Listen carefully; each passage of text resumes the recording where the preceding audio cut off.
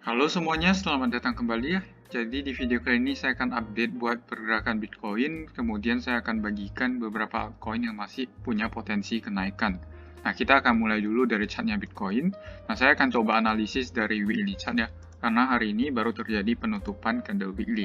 Oke, kalau diperhatikan untuk weekly chart Bitcoin sebenarnya tidak menunjukkan hal yang baik ya, di mana ini terjadi bearish engulfing, dan biasanya setelah candle bearish engulfing ini, kita bisa ekspektasikan adanya reversal terjadi. Nah, dalam jangka waktu pendek mungkin reversal yang saya ekspektasikan bisa retest kembali ke area resistance sebelumnya yang saat ini sudah jadi support.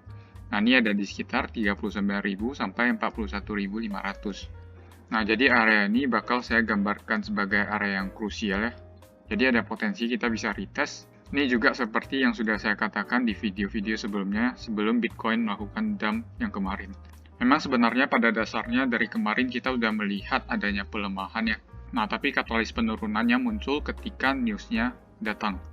Oke, jadi dalam jangka waktu pendek, ini sebenarnya masih bakal ada downside movement untuk Bitcoin di time frame weekly-nya. Dan seperti yang saya katakan juga, kemungkinan besar di September kita akan close dengan candle monthly yang negatif. Oke, sekarang saya akan coba lihat di time frame satu harinya. Oke, kalau diperhatikan di satu hari, memang saat ini kita sedang berada di area support. Jadi, kalaupun pemantulan terjadi di area sini, sampai ke area 48.000, itu masih sangat wajar. Nah, tapi nantinya ketika pemantulan terjadi sampai 48.000, selanjutnya kita mungkin bisa ekspektasikan adanya pola dari head and shoulders, dengan target mungkin di area merah ini. Nah, sesuatu yang perlu saya tekankan selama candle monthly kita tidak close di bawah area 37.000 yang ada di sini, maka ada potensi bullish momentum masih bakal berlanjut. Dan kita masih berpotensi untuk melihat kenaikan lanjutan. Oke, jadi itu sedikit note yang harus teman-teman ketahui. Oke, jadi seperti itu ya untuk analisa Bitcoin. Nah, selanjutnya saya akan bagikan analisa altcoin ya yang berpotensi naik. Nah, yang pertama ada Habar. Nah, kalau diperhatikan dari chart Habar, ini saya bisa gambarkan satu resisten ya, yang saat ini ada potensi kita udah bakal break. Dikarenakan candle daily semalam ini sudah berhasil keluar dari area tersebut, dan hari ini kita juga udah berhasil bertahan di atas area tersebut. Nah, kita tinggal tunggu penutupan dari candle hari ini.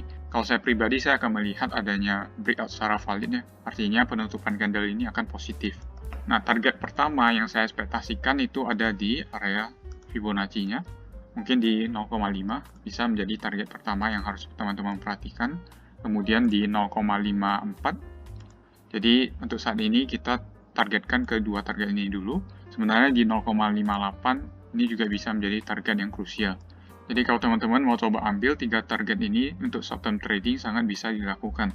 Nah, mungkin ini bisa menjadi salah satu trading plan yang ideal, di mana kita dapat risk to reward 1,14 ya, dengan TP minimum di 0,5 dan stop loss-nya di 0,38. Nah, untuk TP-nya sebenarnya kita bisa tarik sampai ke area 0,59. Tapi pastinya semakin jauh untuk target profit-nya, durasi untuk mencapai target tersebut bakal semakin lama.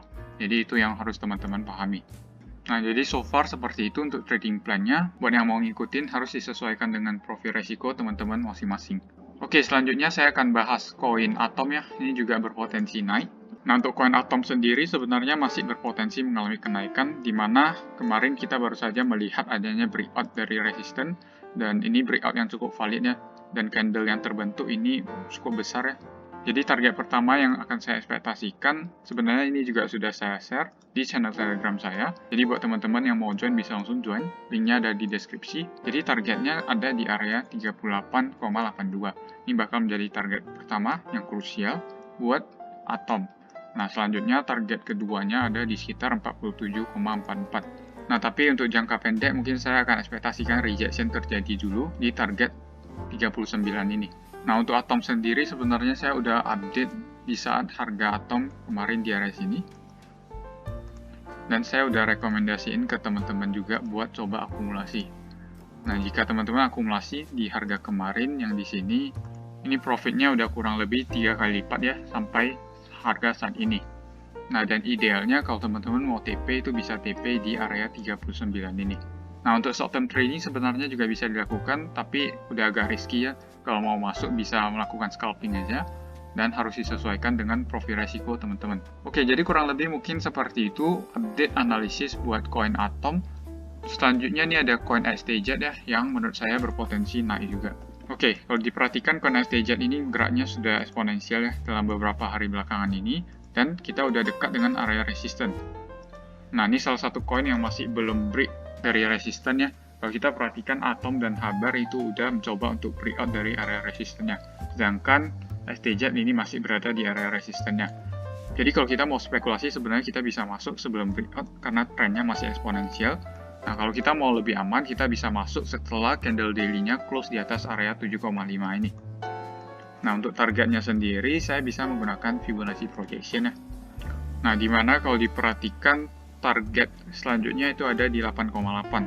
Nah, sebenarnya area 7,8 ini sudah cukup dekat dengan target resisten sebelumnya. Jadi, saya akan ambil target 8,8 sebagai acuan, kemudian target 10,2 sebagai resisten selanjutnya. Jadi ada dua target yang perlu kita perhatikan saat ini. Nah, kalau mau coba entry, kita bisa coba entry ketika harganya udah berhasil breakout dari 7,8. Ini harus breakout dan close ya, di atas 7,8 di candle daily. Nah, setelah itu kita bisa coba akumulasi dengan target di 8,8. Nah, jadi kurang lebih seperti itu view saya. Ini juga sangat bisa dijadikan sebagai coin pick ya di futures market. Oke, jadi kurang lebih mungkin seperti itu saja ya untuk analisa kali ini. Oke, jadi sekarang saya akan kasih sedikit pengumuman ya, di mana trading signal service untuk program Trade the Plan itu udah dimulai. Dan buat teman-teman yang tertarik untuk dapatin signal di market futures dan spot, itu bisa langsung daftar melalui program TTP. Link pendaftarannya ada di deskripsi video ini. Nah, jadi di program tersebut, teman-teman akan mendapatkan signal trading futures ya, dan spot di market crypto. Kemudian juga ada beberapa video menarik ya, yang akan membantu teman-teman dalam trading di spot dan futures market. Oke, jadi mungkin sekian saja ya untuk video kali ini. Terima kasih sudah menonton, sampai jumpa di video berikutnya.